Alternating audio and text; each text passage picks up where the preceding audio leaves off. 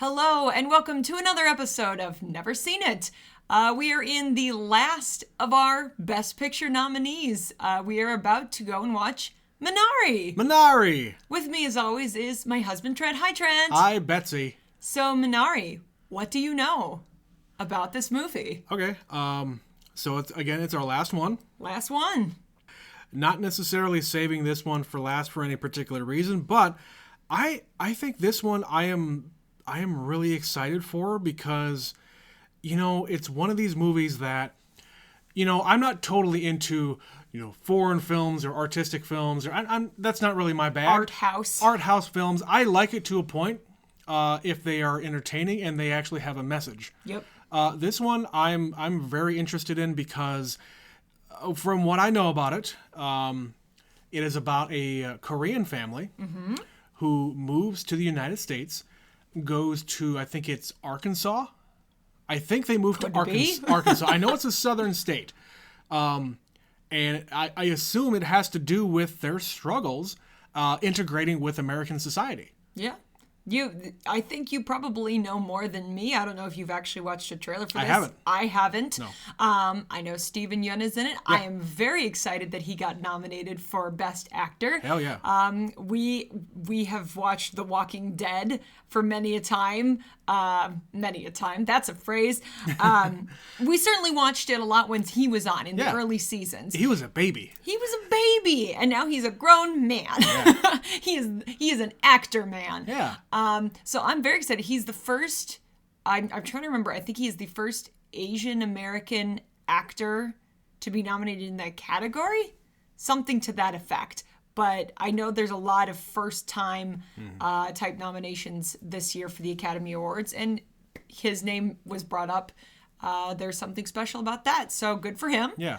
I don't know anybody else in this movie. I do know there was a bit of controversy around It was the Golden Globes. The Golden Globes. Not about the movie itself, but its placement. Yeah. Because it got put in the Best Foreign Film category. Or like foreign language film. Foreign language film. But we were looking into this. Like, you and I were just watching Inglourious Bastards for the umpteenth time. Yes. And it's something like 30% of the movie, less than 30% is in English. Yeah.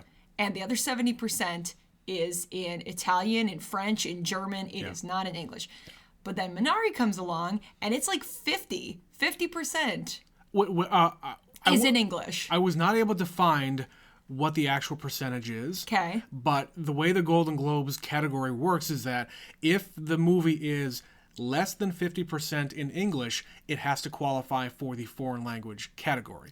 So yes, I don't know what the percentage is that Minari is in English versus in Korean, but it didn't really make a whole lot of sense for it to be categorized as a foreign film or as a foreign language film. It was filmed in the United States. It's just so with happens... American actors. Yeah, it just so happens that most of the dialogue, or at least a good majority of the dialogue, is not in English. Yeah. Yeah, and I think that definitely speaks to that particular awards show. The Golden Globes are weird. It's like 100. Golden Globes are bullshit. It's 100 Europeans and non-Americans. Yeah. It's the foreign press. It's the Hollywood foreign press. Yeah. It's like literally 100 people, and they pick random things. Yeah. Now, I will give it. They won. Minari won for that category. Sure. But it's not nominated in that category at the Oscars, which actually for that award makes more sense. Yeah. You mean, hey, Parasite won last year for Best Picture. Yeah. Holy shit. Right? We were totally surprised by that. I was totally surprised by that. Betsy actually picked that one to win last year. I was kind of going through at the last minute and filling out my ballot, and I said at the last minute, you know what? Screw it. Parasite, big prize. Yeah. Let's go. Let's see if they've got the balls. Let's see if they've got the balls to do it. And they did. They did. Good on them. Hey, if you haven't watched Parasite, do not be afraid of subtitles. We laughed our asses off at that, even with subtitles. Yeah. It's a great movie. It's the thing he said when he was accepting, the director was accepting, I think at the Golden Globes. Yeah. He said, if you can get over that if you could get over that 1 inch of subtitles, leap over that barrier, you open yourself to a whole world of cinema. I think as we're doing this podcast, there will probably be some films that I want you to watch Yeah. that I have seen. There's one that I've wanted you to watch for years, and that's Control. Yeah. It's set in Hungary. They speak Hungarian the entire movie. And I love this movie. And I wouldn't have ever seen it had I not seen it in a class in college. Yeah. But I wouldn't classify this one to be a foreign film or an international film, certainly. Just because they speak another language for part of the movie, who cares? Right. You know, we If it's talk a about tremendous movie, who cares? Yeah, we talk about Inglourious Bastards. It's one of our favorite movies of all time. Yeah. For God's sakes, the movie is like 30% in English. Mm-hmm. And but that's the thing.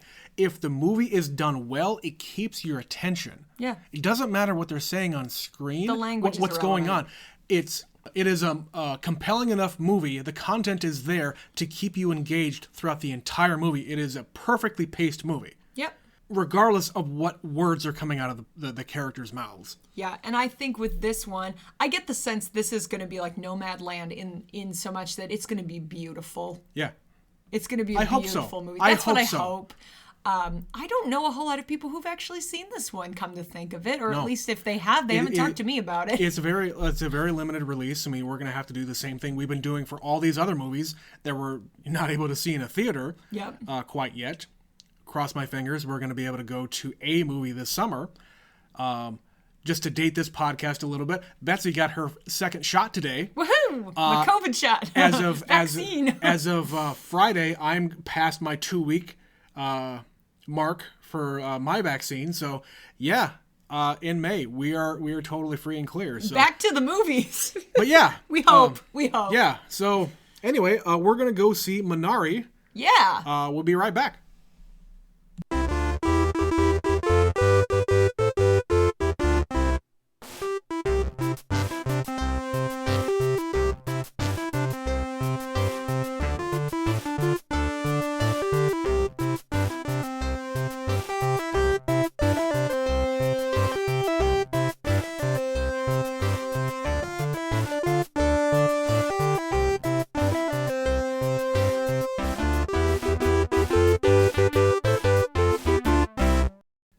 Okay, we're back. So we just watched Minari.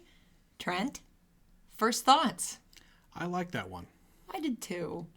That was nice. It was different. It was. I was kind of at the beginning, because again, we talked about this in the intro. I didn't really know what this movie was going to be about. Mm-hmm.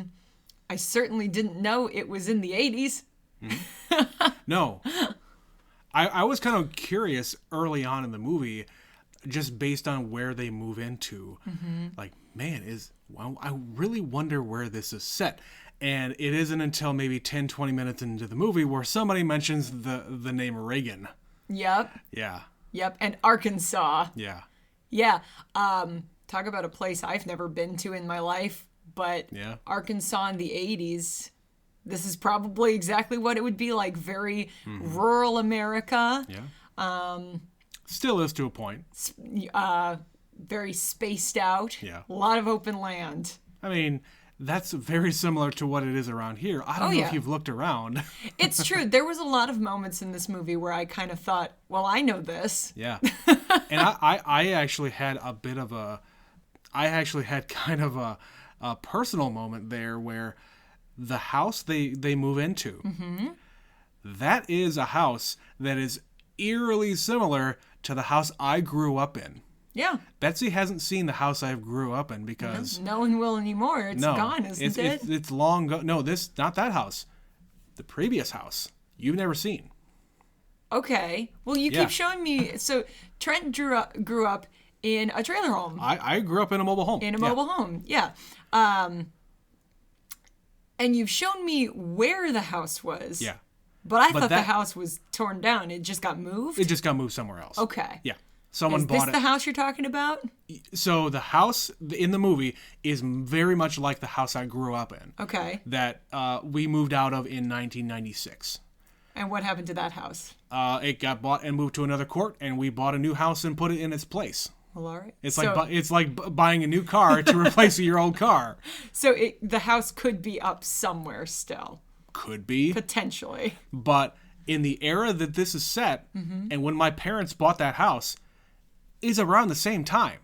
It would have been early 80s that they bought Mid that? 80s. Mid-80s. Mid 80s is when they would have bought that house. Prefabricated. Yeah. Yep. So I had a bit of a personal Flashback. yeah. I very much had a flashback to my time in the mid to late 80s and early 90s to what my life was like back then.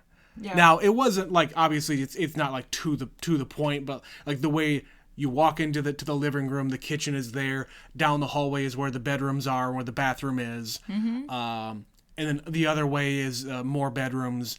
That's basically my house. Yeah. So I remarked that I didn't have a sweet 8-track player built into the counter. You know, that was cool. I noticed it built in, but it didn't click with me that that's what it was an 8-track. That was an 8-track. I think it wasn't until we started seeing that technology because it could have been any time up until they got into the house and you start seeing like the old TV. Right. And at the beginning, I just figured they bought an old house. They bought an old house and they brought it in and plopped it down on the land. Yeah. But no, that house was there Yep. From the previous owner, more than likely. And the kids are fascinated. It's got wheels. Yeah. I'm sure because I should think that, they came from California. Yeah. You probably don't see a ton of that No. in California. Totally not. Because, I mean, think about the laws here where it's hard to have a mobile court Yeah. here, Yeah. let alone in California. Yeah, there's a suburb of where we live where trailer home courts are outlawed. You are not allowed to have them. Yeah. But yeah, so that was kind of a connection that I had with these folks, and I think Stephen Yeun is very much our age, Yeah. and he is an executive producer on this movie. So I have to imagine that a lot of this story was taken from his own perspective of growing up being a first generation Korean American. I think there's actually they kind of comment, like, what did they say, 30,000 Koreans coming to the United Right. States every year Right. in that era. You Yeah. know, it's so many years after the Korean War. Mm-hmm. All these kids who are moving, who are adults now, grew up were born and grew up during Right. the Korean War. Yep. You know, you tack on another 20, 30 years, here we are in the 80s, Mm-hmm. and then their kids all grew up in America. I watched the videos with the Try Guys, and one of them, Eugene, this is basically kind of his situation. His parents came from Korea, and he grew up in Texas. Yeah. Yeah, but his parents were both born and raised in Korea, and they would have moved in the late 80s. Yep. So similar things. Stephen Yeun, probably the similar situation where, kids of the 80s are first generation Americans. And what I'm curious about is, where did he get this idea? They moved. He didn't write it. No. I'm talking the character. Oh, okay. No, where did he get this idea to move to Arkansas and start a farm? Well, they kind of touched on it in the movie a little bit. So he kind of makes fun of his wife for being a city girl. Yeah. So I have to assume that he grew up in the country. Yeah. So he probably grew up on a farm. Yeah. And they moved to America. And Lived in California. Which makes sense, I guess. Worked to at a start. hatchery. Yep. But he wants to be a farmer, which it's hard to do in California. Right. There's no land available, and the land is no good for planting crops. And the land that there is that's good is owned by corporations. They're big corporate farms. Right. Now they are anyway. Now I they don't are, know but what that- it was in the 80s. Well, I'm sure it was probably starting in those days, in the very least. Yeah, whatever land that was out there is now very much taken up. But yeah, he comments, Or it's crap. look at this dirt. This is good dirt. Good dirt. But that's what you need to be a farmer. Totally. It is not a life choice that a lot of people make anymore. But I think you're right, where he said, he knows something about farming, clearly. Yeah. He's got this dream that I want to have 50 acres of farmland. Yeah. And then I think he's trying to downplay it a little bit by saying, it's going to be our little garden. Our garden. Our Garden of Eden. Yep. Things like that. And then he buys this tractor and starts tilling the land. It's like, all right, no, this is a total farm, dude. Yeah. So yeah, I'm kind of just curious where that idea comes from. Like, is it just because he's a farm kid or a country kid, and that's what he knows? Probably. And that's how he thinks that you make it in America, maybe? Well, and they said, they were doing the chicken thing in California. Yeah. Which that was a strange thing. I grew up on a farm, but we didn't have chickens. So separating out the male and female chickens, I have no idea what they were doing. Was that ink? What is it that Probably making it wet. Yeah. To get the down. The fur out of the way. Or the feathers. Yes, sorry. The down. Yes. It's called down. That makes sense. But yeah, just staring at chicken butts all day. And then of course they just casually say, "Oh yeah, no, we just incinerate the males." Okay. Oh, great. Okay. All the things about, chicken processing. The things you and don't really animal the things you aren't told by being a meat eater. It's happening, but you also just you don't know it's happening. We are very much meat eaters, and again, Betsy born and raised on a farm with I wasn't hogs. Born on the farm. Well, I wasn't you might as well have been. Literally born in a barn. And I'm very much a city kid, not like big city. I mean, I was born in a town that had like 24,000 people. Moved to a town with the metro area is almost 250,000. Oh boy! Oh boy! That's still almost 10 times bigger than the town I grew up in. Totally.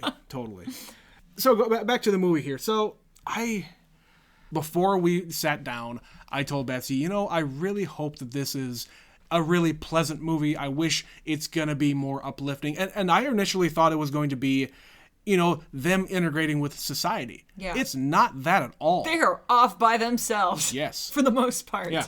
The only interactions they really have in the entire movie is one Korean lady at the hatchery and then the people at the church. Yeah. Yeah.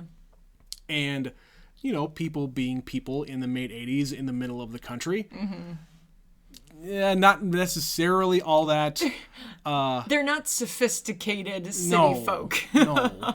And seeing a Korean, a full-ass Korean family come into their town. But you know what? They come into their church and they try to be welcoming as much as they can. It's true. They don't know.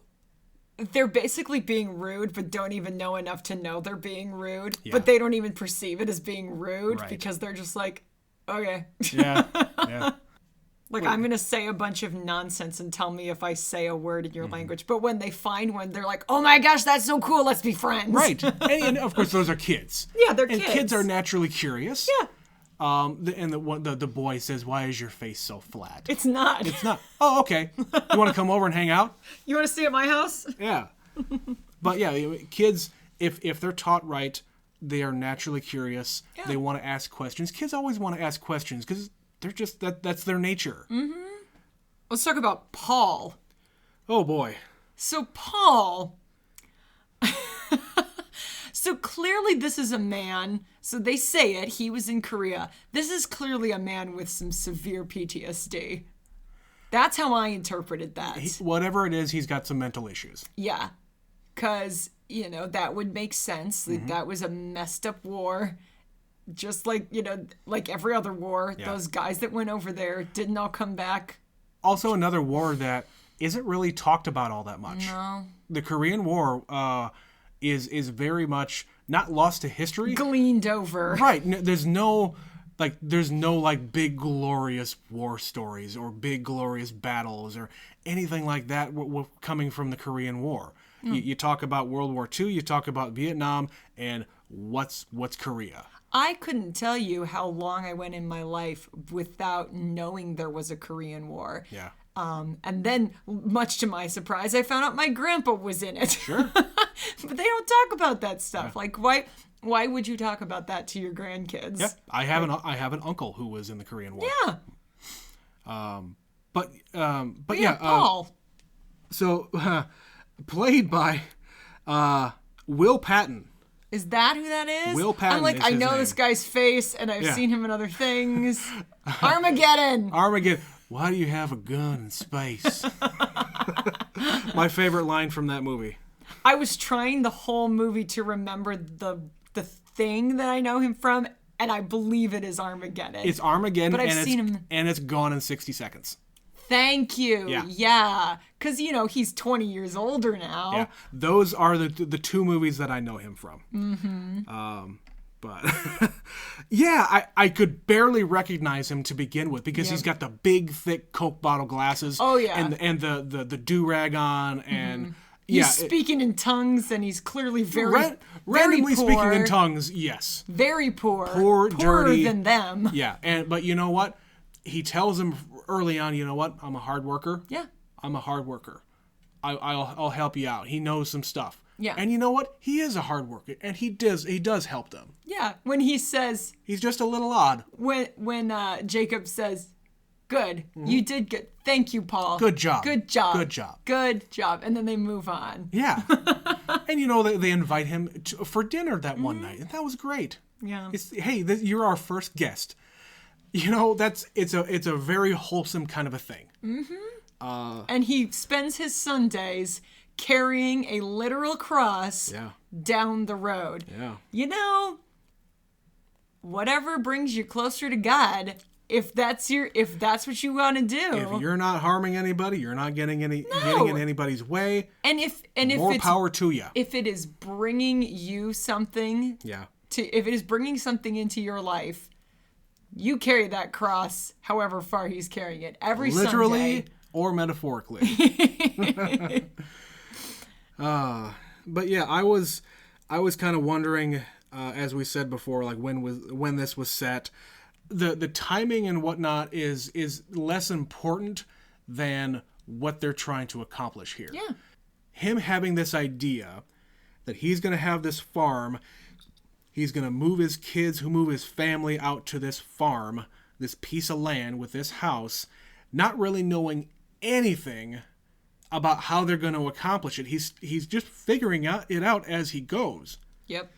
And not necessarily trusting the people who are there to help him. And I think just based on the little that I know, there is a lot of mistrust with institutions coming from that kind of a culture. Banks and other kinds of companies that are in place to charge money for goods and services. Yeah. And if it's something that you think that you can do yourself, Yeah. And to a point, it's a pride thing. I don't need anybody to help me out. I'm going to do this by myself. If you can do it, then I can do it. Especially the way he's seeing it happen. I'm going to point a stick and find the water. That would be anybody, let alone a Korean guy in the middle of Arkansas. True. He's going to look at this and go, "You're a crazy person. Right. I'm not spending $350 with you to dig a hole in the ground." Right. For you to find water where I know where I can find water. If water flows downhill, guy, just go downhill and dig a hole. The difference, however, makes itself abundantly clear later. It's the difference between a naturally occurring pool of water and a naturally occurring spring. Yeah. Because that's most wells, is it's an underground spring of some kind. Correct. But you have to know where it is and how to access it. Yeah. I never had a well. Like, there was one. Like, there's actually, I assume it's still there. The farm my parents live on is old enough that it has a well. Yeah. And there was just a big stone slab over it when we were growing up. And we'd always be like, "What's that?" "It's the well. Don't try to move it." Because it's just a big hole in the ground. Yeah. And we never used it. It was never anything that was accessible to us. They just literally threw a big stone slab over it instead of filling it up. Yeah. It was there when I was a kid. The stuff you find on farms. Yeah. But so the introduction of the grandma, Yeah. I thought was an interesting wrinkle to the entire situation because they're not doing great. No. She's working. She's earning a living, working at the hatchery.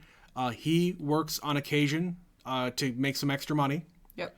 Because he's really good at it. He's really good at it, yeah. But then she shows up and brings a bunch of goodies, as you do. Yep. You know, they mentioned that her husband, her father, was killed in the Korean War. Yep. And the grandma did not have any other siblings. She has no family left in Korea. So there's nothing left for her in Korea. So guess what? Her daughter There's and a her need family, here. her daughter and her family move to America. They can get her over there, or she can get herself over there, and she can live the rest of her days helping out with the kids. My assumption is that she got herself there just by the fact that she came with goodies and brought her a handful of money too. Like, here's an envelope full of cash. Right. Whatever I had, I sold. Whatever I couldn't bring with me, I sold. Yeah. Here's my money. Yep, and she filled everything else up in boxes and mailed it over. Yeah. Like Korean TV on VHS. And big bags of chili powder. Yeah. The stuff you can't just get around the corner Good in stuff anyway. 1980s Arkansas. Yeah. Yeah, she was a character. Let me tell you, did she remind you of anybody else's grandmas? Not at all. No. Ladies and gentlemen, if you have been fortunate enough to meet my grandma, my dad's mom, she's a little bit like this lady. She's a little bit too naughty for her own good sometimes. She is a sassy old thing, but she also, unlike this woman, my grandma bakes like it's going out of business. She Yes. bakes and cooks. So there was definitely some correlation with that kind of, like gentle, feisty old lady. Yeah, gentle ribbing Gentle and like ribbing. giving you the elbow in the ribs a little bit. It's true. This one, I get the sense this grandma was a little more. Like they spend the whole movie. David keeps saying, "You're not a real grandma. You're not a real grandma." Well, she doesn't really fit the description. Like, she clearly likes to play cards and get into mischief and bet money and watch wrestling. Right. Like, she's not a demure, like, sweet little old lady who's just And like David baking doesn't know any cookies. better. No. Because all he's probably seen is what's on TV and what's are in the storybooks. Yeah, they don't, things like that. They don't have grandparents they interact with. Yeah. It's like, who is this crazy old woman trying to teach me how to gamble and screaming, "You bastards, take that!" Like, what is this? Teach them young. Teach them young so they'll have an advantage. I wrote. I did take some notes here. I wrote that. I love the concept of old people just beating kids and like they don't let them win. No, just yeah. The concept of old people beating kids at games and like sports and whatnot is just hilarious to me in general. Not just this movie, just in general. I think it's great. Because most of the time they're like, oh, I'm going to let you win. And then they do, as opposed to, sucker, and they shove them to the ground or something. You loser. Oh, yeah, she's great. So she's nominated for Best Supporting Actress. She is, okay. And I think she's actually kind of leading the pack because it's a different group of people than from... the supporting actress category is really interesting this year because it's very different. Well, it's different from show to show this year, from awards show to awards show. Oh, okay. So it's varied between the different shows. Yeah, Okay. so the Golden Globes, Jodie Foster won. Okay. She's not even nominated at the Academy Awards. But then a different group was nominated at the SAG Awards, and I don't know off the top of my head who did win that. Okay. But yeah, I heard something that this woman might be one of the front runners of the. She was good. Yeah, she was great. She was entertaining. She was believable. Yeah. At the very least. I was waiting for something bad to happen. Yeah. The whole movie, I was waiting for something bad to happen. And it kind of kept happening once it started. So the specter of death was hovering over the entire movie. Because we got David, who's got a heart murmur. Yep. Who's what, you think, 5? Probably 4 or 5 years old? 5, yeah. Not in school yet. No. Well, I assume so- it's summertime. That's why the kids are home. I guess. And it was 108 degrees. Yeah, both kids are home. Yeah, Yeah. You're right. So he's got his condition. You got grandma coming over who ends up having a damn stroke. Yep. While at home. Yep. Sleeping on the floor with David. Mm-hmm. And that was so the scene before, I'll just take a little bit of a break here. The scene before that of them in bed and him talking about I don't want to die. Mm-hmm. That was the one moment that got to me. That was the one. Because he doesn't understand. No. And he overhears things. He's overhearing things. And what else is he going to do? There's just a couple of people talking. There's nobody else to interact with. So I'm just going to listen to the adults talking. Well, and Mom keeps saying things like, if you pray, you'll go to heaven. It's like, what? Why are you telling me this? If I die, I'll go to heaven. I don't want to die. I'm fine. Yeah. Why are you telling me about this? Yeah. And then, of course, Grandma has the stroke. Yeah. And I don't know if you heard me, but I basically, like, gasped when she was burning the garbage. Yeah. And you see it happening, and she just goes, ah! Like, no, Grandma, no! Right. And the whole fucking barn burns down. Like, yeah. No! Yeah. Oh, my gosh. Yeah, that was hard. Yeah. That was hard. And then the other time was when David was running after her down the road. That was the one that got to me. Yeah. She's like, she can't react the way she did before. Like she's there, but she's a changed person after the stroke. And Most she's people just dead in the face, crying, walking, and humiliated, and she's ruined everything. Yeah. She was trying to help and be useful in whatever way she could. Yeah. Trying to burn the garbage like everybody else does. Yeah. And it's just an accident. Yeah. It happened. Yeah. You know, there wasn't anything she could do. Yeah. And then little David running after her, Grandma, you're going the wrong way. Don't leave.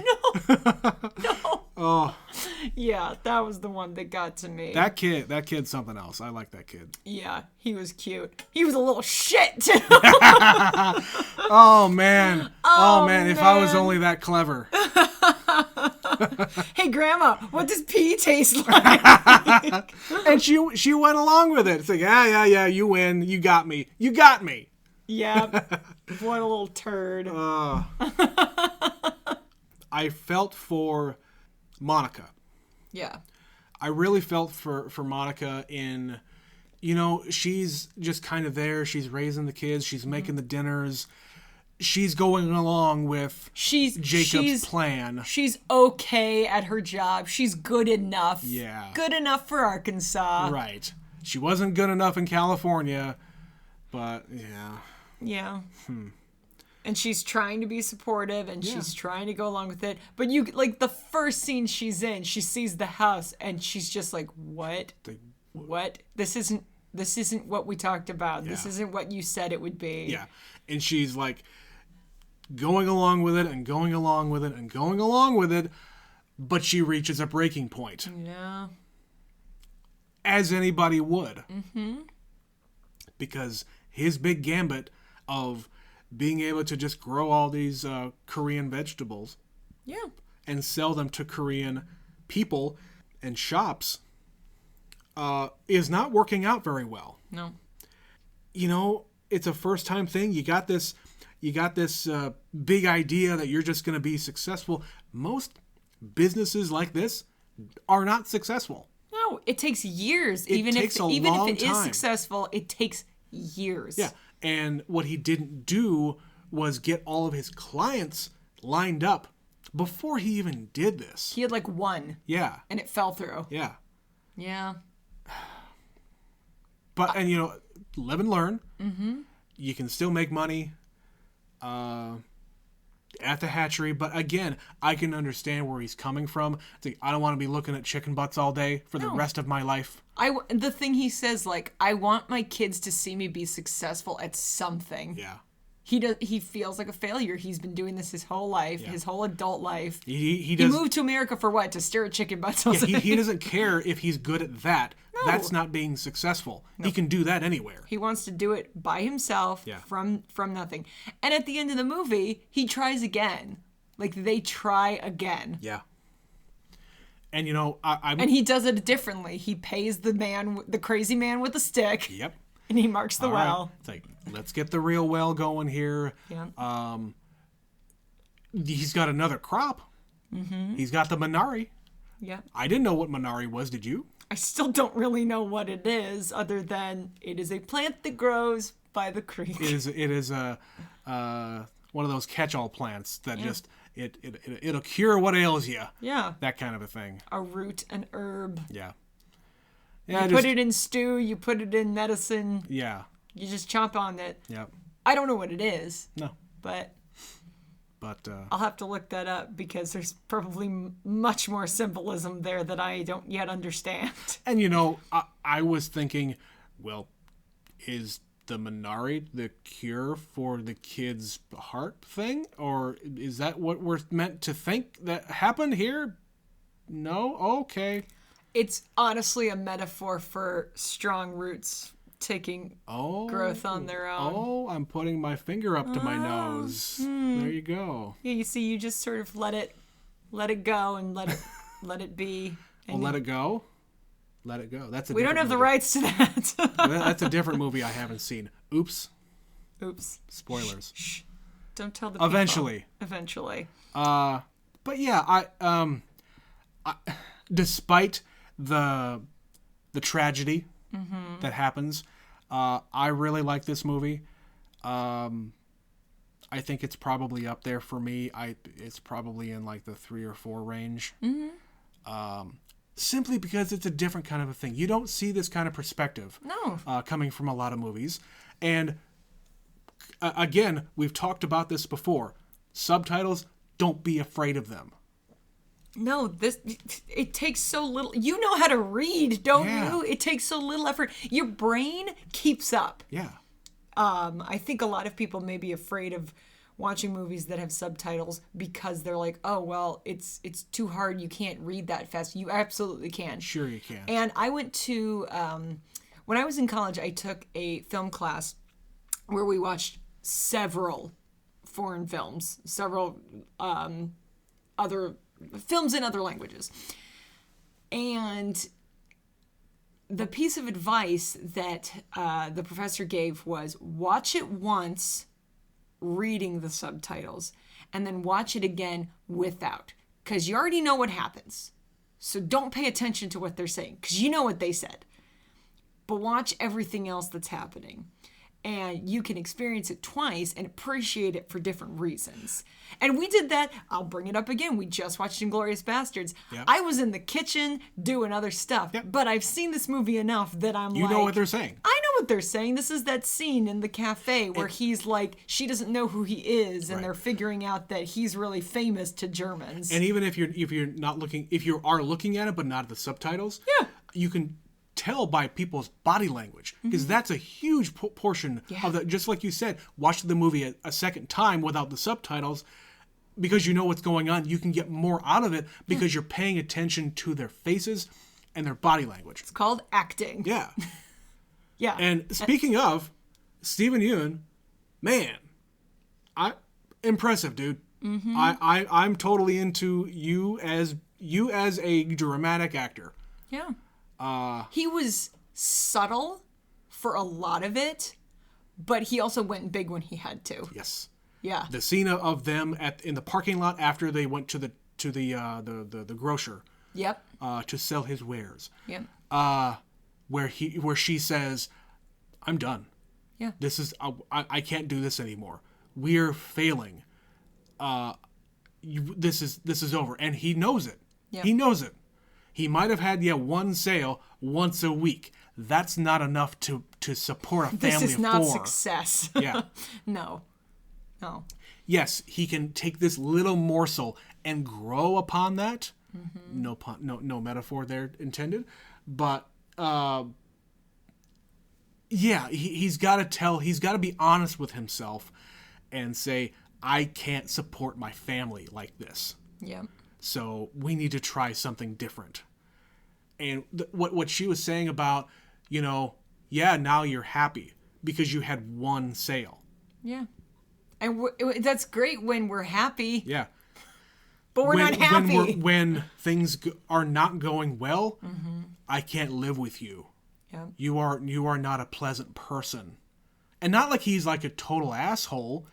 But they fight about everything. He stops talking to her. That too. Yeah. Like he spends half the movie like running around trying to fix it without her help.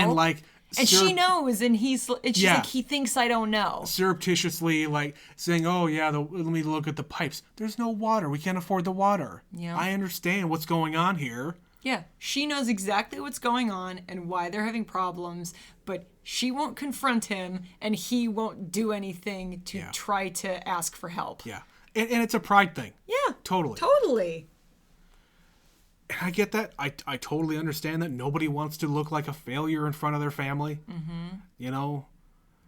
But you got to be able to communicate. Yeah. You got to be able to work things out as a couple and as a family. Because you got to be able to tell your kids, this is why there's no water right now. And as I understand it, that's a very big cultural thing in the Asian American community is your pride and your family and whatever that means, like your personal level of success. And he even says, even if I'm a failure, I need to be able to finish this. Yep. And he did. And he was a failure. Yep. So. He finished it. Yeah. And then he started again. He did. Yeah. So. Yeah, I thought this was a really nice movie. Yeah. I like when it's just a nice movie. It's a low-key, just a little story with this family. And the trials and tribulations that occur in their transition. Yeah. So trying to make friends, trying to make ends meet. Yeah. Trying to bring grandma into the mix. And this could have been any family. Their nationality, their country of origin, means nothing. No. Other than this is the language that they speak at home to each other. Yeah. That's it. This could have been anybody. You could have made this a family of Germans, a family of, like, Ethiopians. Like it could have been just Americans. It could have been just Americans. Yeah. Plopped in the middle of nowhere, far from their home. You grew up in one state. You moved to another state that you don't really know anything about. You don't know the culture there. You don't know any people there for sure. Yep. And you go off and buy some land and try to start a farm. And you're also doing it from your, I don't need these people. I'm doing it. Yeah. I'm going to do it. Yeah. I don't need them. There's plenty of American pride out there. Yeah. Where you don't want to become a failure, but hey. Yeah. But sometimes you got to ask for help. Yeah. Okay, so nominations for this movie. So just kind of put a little bow on this. So this is nominated for Best Picture, obviously, as evidenced by us watching it here. I sense a pattern here, Betsy. What? That's so weird. 8 in a row? What are you talking about? Well, not quite in a row, but close. Shh. Best performance by an actor in a leading role. So yeah, here's where it says, Steven Yeun becomes the first Asian American and first person of East Asian descent to be nominated for the Academy Award for Best Actor. Okay. So there you go. Best achievement in directing. Best performance by an actress in supporting role. And, that's Grandma. Best original screenplay. And best achievement in music written for motion pictures for original score. And, we didn't even talk about the score. It's so subtle. I didn't even notice it at all. But yeah, it didn't really make an impact, but I think it's probably because it was so flawlessly integrated, I barely noticed it. I guess. So I would agree with all of those except for the score part because I didn't notice it. Yeah. Not that I thought it was bad. I just didn't notice it. Listen, if I'm going to watch this movie again, that is the thing I'll be paying attention to is the score. Sure. Where some of these movies, it kind of hits you over the head with the score, or it's just more obvious. Like, I didn't pick up on this. Sure. And that's probably a real tragedy that I didn't notice. Yeah. I was so enamored with other elements of it. Well, Betsy, that's going to do it. We've done it. This is the last one. Trent, we made it. Yeah. This is 8 of 8, guys. So, so we're going to put this up, and Sunday, if you're listening to this as it's coming out, this Sunday is the Oscars. What? Yes. This Sunday? Get your ballots ready, guys. April the 25th? Yeah, that one. So yeah, we're gonna put this out, and then Sunday we're gonna come out with a special episode where we're gonna talk about all 8 of them, and yeah, just kind of a general wrap up for this season. What a season! What a season! Oh boy. But the pandemic year. Well, Trent, now that we've wrapped that up, tell the people. I'm going to tell the people. How can they find us, Trent? If you want to reach out and tell us what you thought about this Oscar season, let us know. Tell us what movie wasn't nominated for Best Picture that you think we should watch. Yeah. If you got recommendations as to, hey, you know what, this didn't get nominated, but this came out last year. I saw it on Netflix. I saw it here. I saw it there. Tell us the Oscars got it wrong. They didn't get nominated, but you should watch it. Who got snubbed? Yeah, who got snubbed? Or who do you think should have gotten nominated for Best Actor or Actress? Yeah, tweet it to us. Email us. Where could they tweet and email us? Well, they can tweet us at neverseenit_pod or email us at neverseenitpod@gmail.com. But yeah, that'll about do it for this final episode of our series. We'll have a little bit of an epilogue episode coming up on Sunday. But yeah, we'll see you at the Oscars. Is that what they say? No, I don't think so. I don't think we have tickets this year. Damn it. You're supposed to do that. We got snubbed. Shit. Well, thanks for joining us, guys. We'll do this again sometime. Yeah. Maybe next year. Maybe next year. Bye. See ya.